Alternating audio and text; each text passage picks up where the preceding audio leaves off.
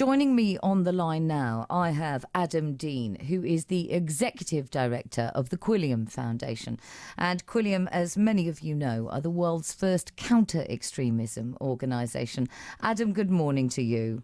Good morning. Your first reaction when you heard what had happened last night? I must say that I was mortified, but I wasn't surprised. I pretty much been saying for some time that in terms of these kind of attacks, it's not, why they're happening, but, why are we seeing so few of them? And yes, that was my immediate reaction. It wasn't shock, but I was completely mortified.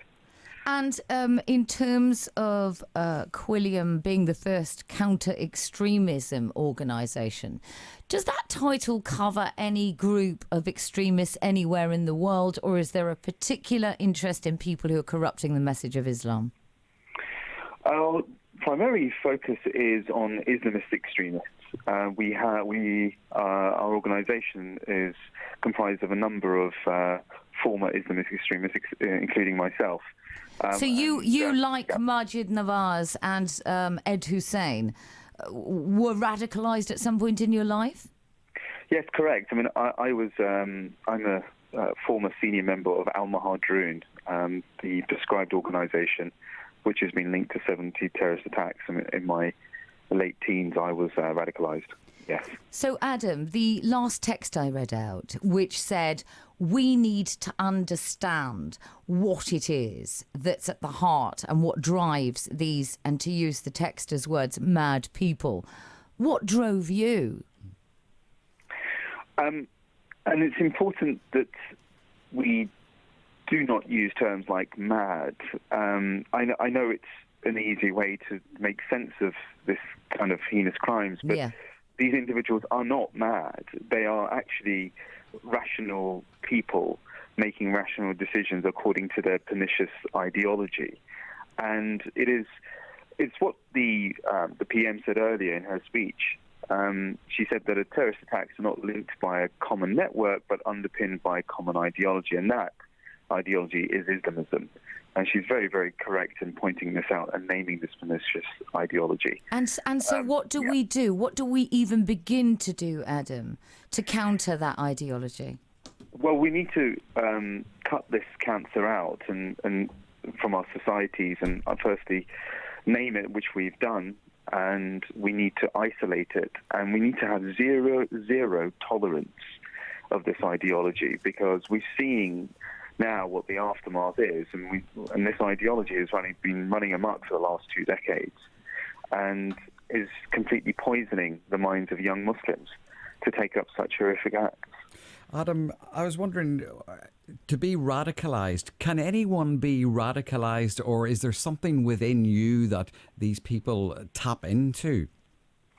Well, the conventional sort of view is that people that decide to take up this kind of route are people who are disenfranchised, who are angry young men, who come from sort of poverty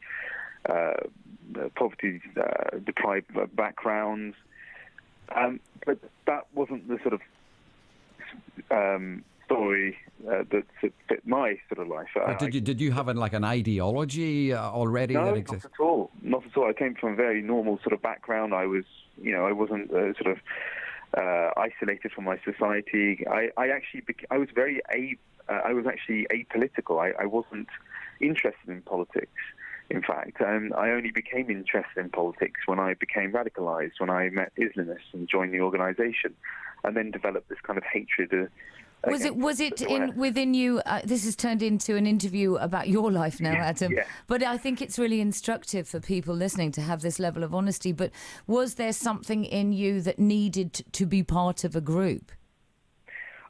No, because the way that I described my journey was that I was at the wrong place at the wrong time. I mean, I did have a curiosity of trying to understand the Islamic faith, but had I not met Islamist extremists, I wouldn't have ended up where I am now, talking to you about my past. It was because they got to me before someone else did, and they put me on this journey of hatred and then in this kind of extremist journey. So because we have completely run out of time on this show, Adam, if there is one thing that all of us, no matter what our faith, creed, colour is, one thing that we could all do to try and help this situation, what would you suggest it was?